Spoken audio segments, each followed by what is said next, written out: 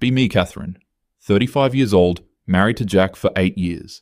Constantly educating Jack about how relationships should work in modern society. 3 years ago, decided Jack was taking me for granted. He'd come home from his engineering job expecting dinner and affection like some 1950s housewife fantasy. Time to teach him a lesson about appreciation and emotional labor. Started with holding physical intimacy completely. Told myself this was about establishing boundaries and demanding respect. Jack, I need you to understand that intimacy isn't just something you're entitled to. Relationships require emotional investment and recognition of my contributions. He looked confused, but I pressed on. I do the mental load of managing our household while you just coast through life. Until you start truly appreciating what I bring to this marriage, things need to change. Jack tried to argue, but I shut it down. This isn't about punishment, it's about creating a more equitable dynamic. When you start treating me like an equal partner instead of a domestic service provider, we can revisit physical intimacy. Felt powerful watching him realize I was serious. Finally taking control of the relationship narrative. First few months, Jack kept trying to initiate conversations about it. Catherine, I don't understand what you want from me. I work 40 hours a week. I help with dishes. I listen when you talk about your day. Rolling my eyes at his obtuseness. Jack, it's not about specific tasks. It's about the underlying power structure. You assume I'll always be available for your physical needs while you put zero effort into understanding my emotional reality. I'm not your personal intimacy dispenser. Watching his face get red with frustration. That's not how I see you, Catherine. That's completely unfair. Unfair. What's unfair is 8 years of me being the one who remembers anniversaries, manages our social calendar, thinks about home, improvements. You live in this house like a guest who occasionally does dishes. Jack standing there, clenching his fists. So your solution is to just cut off all physical connection? For how long? Until you demonstrate genuine growth and appreciation. This isn't about time limits, Jack. It's about fundamental change. Felt vindicated watching him struggle with the concept. He was finally being forced to confront his privilege. Months turned into a year. Jack became increasingly angry during our discussions. Catherine, this is insane. We're married. This isn't how marriages work. You're holding our entire relationship hostage over some imaginary scorekeeping. His voice getting louder, more desperate. It's not imaginary, Jack. It's the reality of emotional labor that women carry. I'm not holding anything hostage. I'm establishing healthy boundaries. Maybe if you spent less time feeling entitled to my body and more time actually connecting with me as a person. Jack pacing around the living room like a caged animal. Connecting with you? I've tried talking to you every single day for a year. Every conversation becomes a lecture about how terrible I am as a husband. You won't let me touch you. You barely let me kiss you goodnight. His face completely red now, veins visible in his neck. Physical touch without emotional intimacy is just using someone's body. When you learn to appreciate me for more than what I can provide physically, then we can discuss rebuilding that aspect. Right now you're proving my point by getting angry instead of doing self-reflection. Jack punching the wall, leaving a small hole. Self-reflection? I've done nothing but think about this for months. You've turned our marriage into some kind of punishment system where you're the judge and jury. I can't say anything right. I can't do anything right. You've decided I'm some kind of oppressive monster and nothing I do matters. Tried to remain calm and educational. Jack, your anger right now is exactly the kind of toxic masculinity that makes intimacy impossible. Instead of listening and learning, you're getting violent and aggressive. This is why women need to protect themselves by setting firm boundaries. Watching him storm out of the room. Second year was more of the same. Jack stopped trying to initiate physical contact entirely. Started working late more often. When he was home, he was quiet, distant. Exactly the kind of sulking behavior that proved my point about male emotional immaturity. Tried to explain to him during one of our kitchen conversations. Jack, I can see you're withdrawing, which shows you still don't understand the assignment. Healthy relationships require both partners to grow and evolve. Your reaction to my boundaries proves you were only interested in what you could get from me. Jack slamming his coffee mug down on the counter. What I could get from you? Catherine, we're supposed to be partners. Partners support each other. They don't punish each other for imaginary crimes. You've created this entire fantasy where I'm some kind of oppressor. His hands shaking with rage. It's not a fantasy, Jack. It's pattern recognition. You've spent 8 years in a comfortable bubble where your needs came first. I'm simply refusing to enable that dynamic anymore. If you can't handle being in a relationship with an equal, maybe we're not compatible. Jack staring at me like I was speaking another language. Equal? You've made yourself the sole arbiter of our entire relationship. You decide what counts as appreciation. You decide what counts as emotional labor. I have no say in anything, including my own marriage. You talk about equality while treating me like a problem to be solved, his voice echoing through the house. Jack, you're being dramatic. I'm asking for basic respect and recognition. The fact that you experience equality as oppression says everything about how privileged your previous position was. Watching him pace back and forth. When you're accustomed to being centered in everything, fairness feels like an attack. Jack stopping dead in his tracks, staring directly at me. Centered in everything? Catherine, I can't even exist in my own home without being wrong. I can't express frustration without being accused of toxic masculinity. I can't ask for basic human connection without being called entitled. You've made me into a villain in my own life. Year 3, Jack barely spoke to me unless necessary. He'd come home, eat dinner silently, watch TV, go to bed. Occasionally, I'd try to engage him in conversation about his attitude. Jack, this silent treatment is passive-aggressive and manipulative. If you want to discuss rebuilding our connection, I'm open to that. Jack looking up from his dinner with dead eyes. Discuss what exactly, Catherine? How I need to change more? How I need to appreciate you more while you give me nothing in return? You've spent 3 years telling me I'm fundamentally flawed as a husband and a person. What exactly is there to discuss? There's your personal growth to discuss. The ways you could demonstrate that you value me beyond just physical access. I'm not giving you nothing, Jack. I'm giving you the opportunity to become a better partner. Most women would have just left instead of investing this much energy in education. Jack's fork clattering onto his plate. Education? You think you've been educating me? You've been punishing me for 3 years for crimes you invented in your head. You've decided I'm guilty of some kind of original sin of being male and married to you. Standing up so fast his chair falls backward. Jack, your anger is proving my point about male fragility. Instead of doing the internal work to understand your privilege, you're having an emotional outburst. This is exactly why intimacy felt unsafe for me in the first place.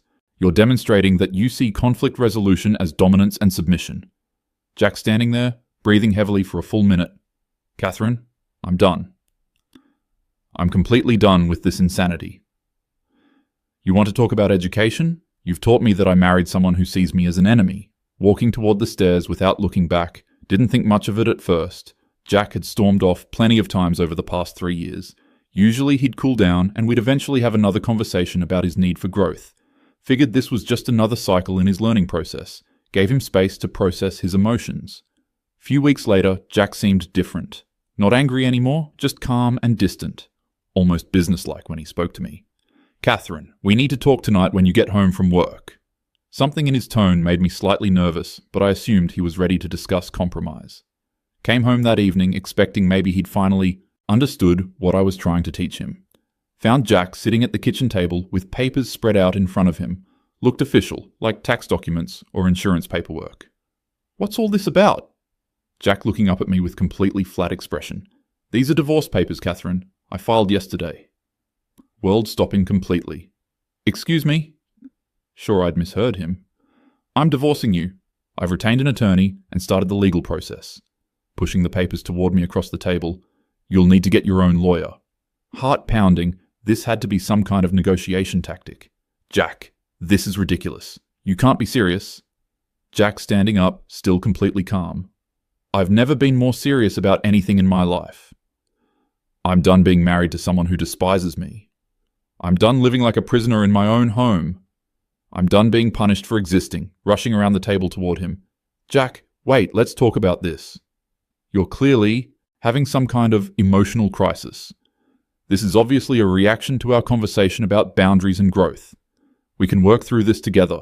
Jack stepping away from me. Work through what, Catherine? 3 more years of you explaining why I'm terrible? 3 more years of being told that wanting basic affection from my wife makes me an oppressor. 3 more years of walking on eggshells while you lecture me about my privilege? His voice still eerily calm. Jack, you're mischaracterizing everything. I've been trying to help our relationship grow into something more equitable. This extreme reaction shows you're not ready for the emotional maturity that real partnership requires. Running away to lawyers instead of doing the work is exactly the kind of avoidance I was trying to address. Jack actually laughing, but not in a good way. Running away? Catherine, I've spent 3 years trying to figure out what you wanted from me. I read books about emotional labor. I started therapy. I examined every aspect of my behavior. I bent over backward trying to become whoever you decided I needed to be. And nothing was ever enough because the game was rigged from the start. Realizing he might actually be serious about this. Jack, you're throwing away 8 years of marriage because you can't handle being asked to grow. This is exactly the kind of fragile masculinity that made boundaries necessary in the first place. You'd rather blow up our entire life than do the internal work to become a better partner. Jack's calm facade starting to crack. Better partner? Catherine, I haven't been allowed to be a partner for 3 years. You turned me into some kind of probationary tenant in my own marriage. Every word I said was wrong. Every action was evidence of my inadequacy. You created an impossible standard and then acted surprised when I couldn't meet it. There's nothing impossible about basic respect and appreciation, Jack. Other men manage to evolve beyond patriarchal entitlement. The fact that you're choosing divorce over personal development says everything about your character. You'd rather destroy our family than examine your own behavior. Jack's voice getting louder again. Examine my behavior? What about your behavior, Catherine? What about 3 years of withholding affection to manipulate me? What about turning every conversation into a lecture about how terrible I am? What about making me feel like a monster for wanting to feel loved by my own wife? Jack, I never withheld affection. I established boundaries around intimacy. There's a difference between manipulation and requiring emotional safety. If you can't understand that distinction, then you're proving exactly why those boundaries were necessary. Watching his face get red again, Jack picking up one of the legal documents. Emotional safety? Catherine, you made me feel emotionally unsafe every single day. You criticized everything I did, questioned every motive I had. You turned our home into a hostile environment where I was constantly under surveillance. Then you call it boundaries when I finally say I'm done, realizing I needed to take control of this situation. Jack, you're clearly having some kind of breakdown. This divorce threat is just another attempt to manipulate me into backing down, but I'm not going to be intimidated into abandoning my principles. If you want to work on our marriage, I'm still willing to guide you through that process. Jack staring at me for a long moment. Guide me? Catherine, you still don't get it. This isn't a negotiation or a threat. I don't want to work on our marriage anymore. I want out of it completely. Feeling panic starting to set in. Jack, you can't just give up on 8 years together. Marriage requires commitment and perseverance through difficult periods. This is obviously a reaction to being challenged to grow beyond your comfort zone. We can find a counselor who can help you process these feelings. Jack shaking his head. A counselor? Catherine, I've been in therapy for 2 years trying to figure out how to be good enough for you. My therapist finally helped me realize that nothing I do will ever be good enough. Because you don't want a partner, you want a project. You want someone you can constantly improve and lecture. That's completely unfair, Jack. I want an equal partner who contributes emotionally to our relationship. The fact that you interpret that as wanting a project shows how much work you still need to do. This divorce filing is just another way of avoiding accountability. Jack gathering up the papers. Avoiding accountability? Catherine, I'm taking the ultimate accountability. I'm admitting that I can't be the husband you want me to be. I'm freeing both of us from this toxic cycle. You can find someone who enjoys being constantly corrected and criticized. Following him toward the stairs. Jack, this is insane. You're destroying our life over a temporary rough patch. All couples go through periods where they need to recalibrate the relationship dynamic. You're giving up right when we were starting to make real progress. I was beginning to see some genuine growth in your understanding. Jack stopping at the bottom of the stairs. Progress? Catherine, what progress? I've been miserable for 3 years. I've felt unwanted, unappreciated, and constantly attacked. If that's your definition of progress, then we have completely different goals. Desperate now, realizing he might actually go through with this. Jack, I know it's been challenging, but that's how real change happens. You can't expect to overcome decades of socialized male privilege without some discomfort. I've been patient and supportive throughout your learning process.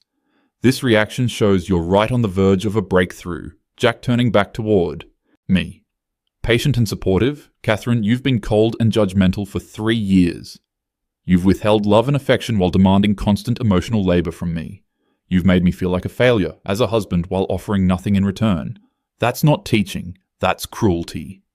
Jack, you're being dramatic and manipulative. I've never been cruel to you. I've been honest about my needs. The fact that you experience honesty as cruelty shows how much privilege you're accustomed to. Women have been accommodating male fragility for centuries. Jack's voice reaching a roar. Male fragility? Catherine, I'm a human being who wanted to feel loved by his wife. I'm a person who tried for 3 years to meet impossible standards. I'm someone who deserves basic kindness and respect in his own home. And you turned all of that into evidence of my inadequacy as a man, trying to stay calm and rational.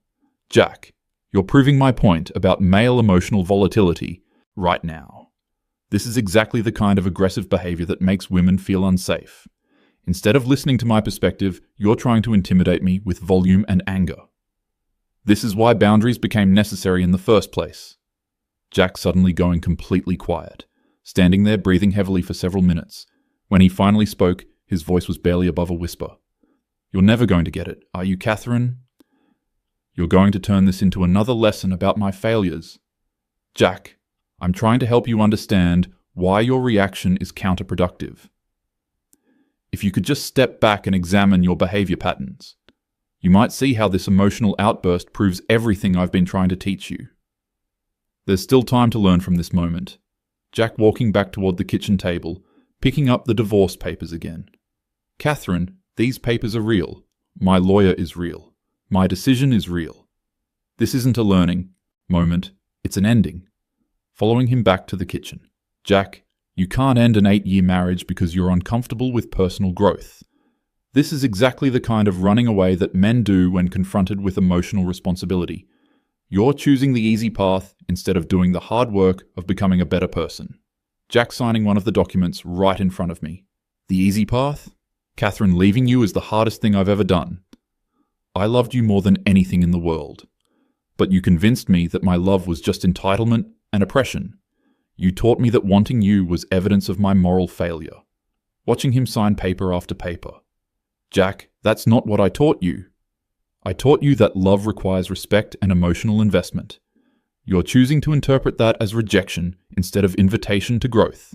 This is exactly the kind of binary thinking that perpetuates relationship dysfunction. Jack looking up from the papers. Catherine, do you hear yourself right now? I'm telling you that I'm in pain and you're lecturing me about dysfunction.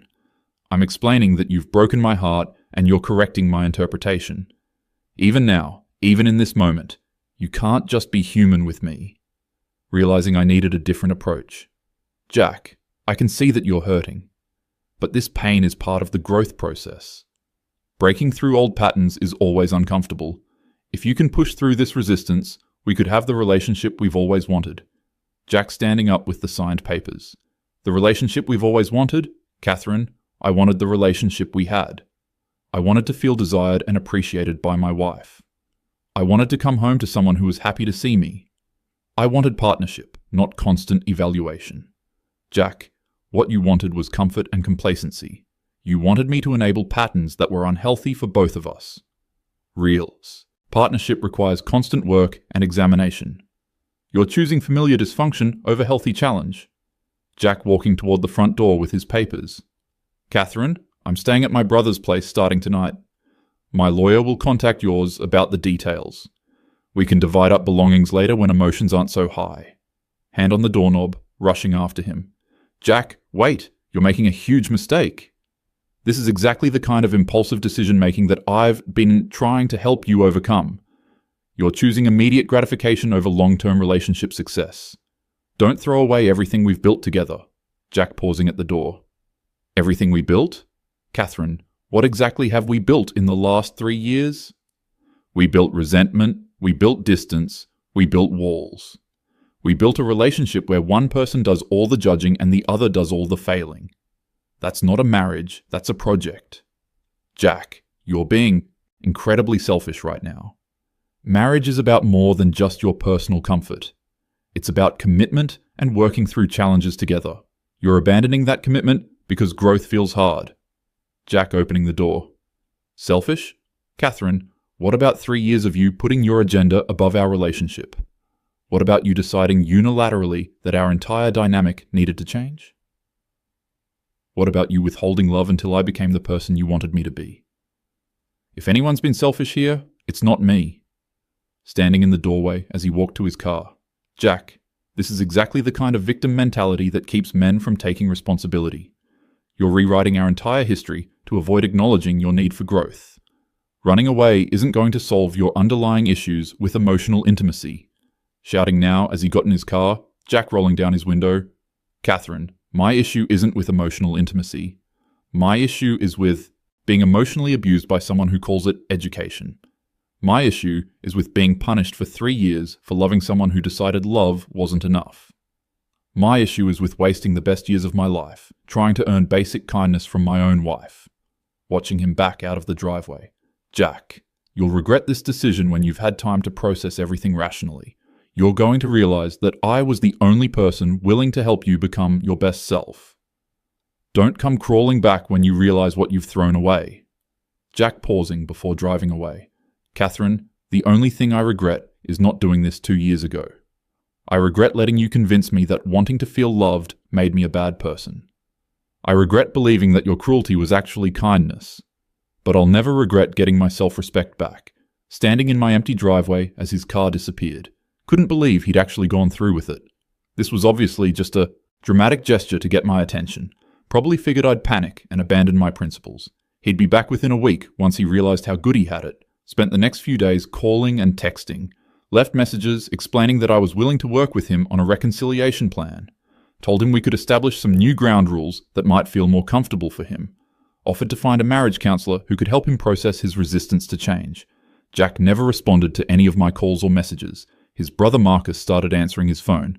Catherine, Jack doesn't want to talk to you right now. He's asked me to tell you that all communication should go through the lawyers. He's serious about this divorce. Marcus, this is obviously just a reaction to being challenged to grow. Jack has always struggled with emotional regulation when he feels criticized. I know he's hurting, but running away isn't going to solve anything. Maybe you could help him see that this is just another opportunity for development. Marcus getting quiet for a moment. Catherine, I've watched my brother become a shell of himself over the past 3 years. I've listened to him agonize over what was wrong with him that his own wife didn't want him. I've seen him blame himself for every problem in your marriage. Honestly, I'm proud of him for finally standing up for himself. Marcus, you don't understand the full context of our situation. Jack has been resistant to examining some problematic patterns in our relationship dynamic. I've been trying to help him develop more emotional intelligence and awareness. His decision to run to divorce instead of doing the work shows exactly why intervention was necessary. Marcus's voice getting harder. Problematic patterns? Catherine, the only pattern I saw was you tearing him down constantly. Every time I talked to him, it was about something else he was doing wrong. You had him convinced that being a normal husband made him some kind of oppressor. That's not helping someone grow, that's destroying them. Realizing Jack had been manipulating his family's perception. Marcus, Jack is obviously presenting a very one-sided version of events. Healthy relationships require both partners to examine their behavior and make changes. I've been willing to do that work, but Jack has been resistant to feedback. This divorce filing is just an extreme avoidance tactic. Marcus laughing bitterly. Avoidance tactic. Catherine, he tried for 3 years to make you happy. He read every book you suggested, went to therapy, changed everything about himself. And you still treated him like he was fundamentally flawed. At some point, enough is enough. Marcus, I never treated Jack like he was flawed. I treated him like he had potential to grow beyond some limiting patterns. The fact that he interpreted support as attack shows exactly how much work he still needs to do. This entire situation proves my point about male fragility and accountability avoidance. Marcus hanging up after that. Tried calling back several times, but he wouldn't answer. Jack had clearly poisoned his family against me, probably painting himself as some kind of victim instead of taking responsibility. Received official papers from Jack's attorney a week later, demanding immediate mediation to discuss asset division. Couldn't believe he was actually moving forward with legal proceedings. This was getting completely out of hand. Called my own lawyer to discuss strategy, explained that Jack was obviously having some kind of emotional breakdown, suggested we request psychological evaluation before proceeding. He's not thinking rationally, and this entire filing is based on temporary emotional instability. My lawyer raising concerns about my approach. Catherine, if your husband has been unhappy for 3 years, this might not be as sudden as you think. Courts don't look favorably on claims that someone is mentally unstable just for filing divorce. We should probably focus on practical matters like property division. But this isn't about genuine incompatibility. This is about Jack refusing to do the emotional work necessary for healthy partnership. He's choosing the nuclear option instead of addressing his issues with intimacy and appreciation. Surely there must be some way to delay proceedings until he's thinking more clearly. Lawyer explaining that no grounds existed for delaying anything. Jack had every right to file for divorce. My only options were to contest specific terms or try mediation. Catherine, I understand this is difficult, but we need to prepare for the possibility that this is really happening. Attended the first mediation session expecting Jack to show some remorse. Figured once he saw me in person, he'd realize how much he was giving up. Walked into the conference room, ready to discuss terms for reconciliation. Found Jack sitting with his attorney looking completely calm and resolved. Tried to make eye contact, but he stared straight ahead. Mediator explaining the process while Jack nodded along. When asked about possibility of reconciliation, Jack spoke clearly. There's no possibility of reconciliation. I want to proceed with dissolution as quickly as possible. Interrupting the mediator. Jack, surely you want to at least discuss what led us to this point. We've been together for 8 years. We can't just throw that away without examining what went wrong. Maybe we could establish some new guidelines that address both of our concerns. Jack speaking without looking at me. Catherine, I don't want to examine anything with you anymore. I don't want guidelines or discussions or educational opportunities. I want to divide our assets and end this marriage. His voice completely emotionless, trying to reach him on a human level. Jack, I can see you're still angry, but this is a permanent decision based on temporary emotions. We could take a break from each other while you process your feelings. But divorce should be a last resort, not the first response to relationship challenges. Jack finally looking directly at me. Catherine, you still think this is about my feelings. You still think this is some kind of therapeutic moment. This isn't about processing or growing or learning. This is about me choosing not to live this way anymore. Mediator redirecting us back to practical matters. Discussion of house ownership, bank accounts, retirement funds. Jack agreeing to split everything 50-50 without argument. Just wanted to get through the process as efficiently as possible. After the session, tried to catch Jack in the parking lot. Jack, wait, can we please just talk for 5 minutes without lawyers present? I feel like we're not communicating effectively in that formal environment. Maybe we could get coffee and actually discuss what's really happening here. Jack stopping, but not turning around. Catherine, what's really happening is that I filed for divorce and you can't accept it. You keep waiting for me to change my mind or realize I made a mistake. But the only mistake I made was waiting this long. Walking away toward his car, calling after him desperately. Jack, you're going to regret this when you realize what you're giving up. You're going to miss having someone who actually cared enough to help you grow. Most women would have just left instead of investing 3 years in your development. Jack pausing at his car door. Catherine, you didn't invest in my development. You invested in your fantasy of who you wanted me to become. And when I couldn't become that person, you decided I was defective. That's not love. That's narcissism. Standing alone in the parking lot, watching him drive away again. Couldn't understand how things had gotten so twisted around. Everything I'd done had been about improving our relationship. Jack was choosing to interpret love and support as something negative. Spent weeks trying to process what had gone wrong. Clearly Jack had been more damaged by his upbringing than I'd realized. His inability to accept feedback and growth opportunities showed deep-seated issues with authority and self-improvement. Probably needed individual therapy before he could be ready for partnership. Divorce finalized 3 months later. Jack never wavered in his decision. Never asked to work things out. Never acknowledged that maybe he'd overreacted. Just signed papers and moved on, like 8 years meant nothing. Sitting in my empty house afterward, couldn't believe Jack had actually followed through with destroying our life together. All because he couldn't handle being asked to examine his behavior and grow as a person. Exactly the kind of fragile male ego response that proved every point I'd been trying to make. He'd rather be alone than do the emotional work required for real partnership. Would probably end up with someone who enabled all his worst patterns. Someone who asked for nothing and expected nothing. Someone who would never challenge him to become his best self. Realized I'd probably been too advanced in my thinking for where Jack was in his personal development. Maybe someday he'd look back and appreciate what I'd been trying to give him. Maybe he'd realize that having someone care enough to demand growth was actually a gift. Maybe he'd understand that I'd been the only person willing to see his potential, but for now, he was choosing the easy path, choosing comfort over growth, choosing stagnation over evolution, proving exactly why someone needed to challenge him in the first place.